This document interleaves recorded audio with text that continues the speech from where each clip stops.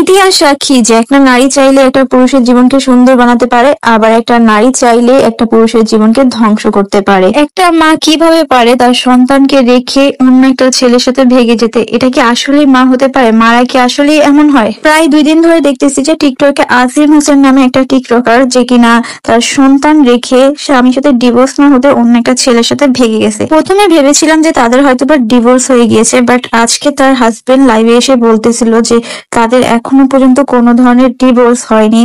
তার হাজবেন্ডকে দেখে মনে হচ্ছিল যে ভাইয়াটা পারতেছে না কান্না আটকিয়ে রাখতে, এমন একটা অবস্থা।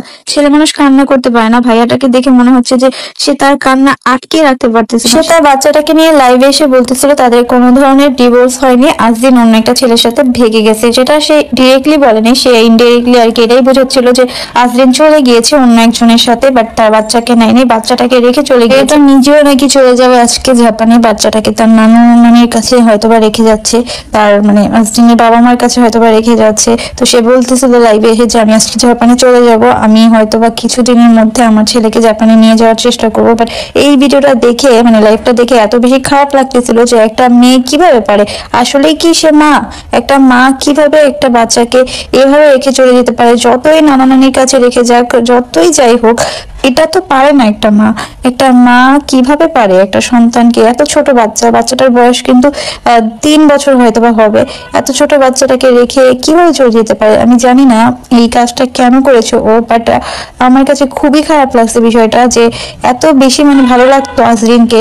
ওকে টিকটকে অনেক বছর ধরে দেখতাম, ওর ফেসবুকেও ভিডিও বানায়, তো ওর ভিডিওগুলো দেখে খুবই ভালো লাগতো, ওকে অনেক বেশি স্ট্রেট ফরওয়ার্ড আর রিয়েলিস্টিক লাগতো। বাট ও যে এরকম একটা কাজ করবে আসলে এটা কখনো ভাবতেও পারিনি। জানি না ও কেন এই কাজটা করেছে, বাট সেই কারণেই করেছে। বাচ্চাটাকে রেখে এভাবে চলে যাওয়া একদমই উচিত হয়নি। স্বামীর সাথে যে বনাবনি নাই হচ্ছিল, ডিভোর্স দিয়ে আলাদা হয়ে থাকতে পারতো, একসাথে ভালো না থাকলে আলাদা হওয়াই যায়, এটা স্বাভাবিক, এটা খুবই নর্মাল। এখনকার জেনারেশনে ডিভোর্স হচ্ছে, বাট বাচ্চাটাকে এভাবে রেখে অন্য ছেলের সাথে ভেগে যাওয়া, আসলে এই জিনিসটা অনেক বেশি খারাপ লেগেছে শুনে। শুধু আসরিনই না, আমাদের সমাজে অনেক নারী রয়েছে যারা কিনা ভালো স্বামী পেয়ে তাদেরকে কদর করতে জানে না, তাদেরকে মূল্য দিতে জানে না। আমি এমন অনেক নারীকে দেখেছি যাদের স্বামীরা তাদেরকে ভালো রাখার জন্য অনেক চেষ্টা করে, তাদের সকল চাহিদা পূরণ করে, তারা কি চায়, তাদের কোনটা লাগবে সবকিছু বলার আগে তাদের সামনে হাজির করে দেয়। টাকা পয়সা থেকে শুরু করে কোনো কিছু তাদেরকে অভাব দেয় না, সকল ধরনের ফ্রিডম দেয়, সবকিছুতে সাপোর্ট দেয়। তারপরও সেই সকল স্বামীদেরকে রেখে এই সকল মেয়েরাই, মানে কিছু কিছু মেয়েরা, আমি সবাইকে বলছি না, যারা কিনা পরক্রিয়া করে বেড়াচ্ছে, শুধু পরক্রিয়া না, স্বামীর সংসারের থেকেও 4-5টা ছেলের সাথে প্রেম করে বেড়াচ্ছে, আসলে কি তারা মানুষের মধ্যে পড়ে? তারা কিভাবে পারতেছে নিজের হাতে নিজের সুখের সংসারকে এভাবে নষ্ট করতে? আসলে আমি মেয়ে হয়ে এটা বলতে বাধ্য হচ্ছি, আজকালকার জেনারেশনের ছেলেদের থেকেও মেয়েরা অনেক বেশি খারাপ হয়, মেয়েদের জন্যই ছেলেরা খারাপ হতে বাধ্য হয়। তবে সব মেয়েরা এমন না, কিছু কিছু মেয়েরা এমনও আছে যারা কিনা একটা ছেলের সাথে থাকার জন্য সারাটা জীবন কষ্ট করে যায়, যাদের কিনা কোনো ধরনের চাহিদা থাকে না, শুধুমাত্র একটু ভালোবাসে, একটু যত্ন পেতে চায়।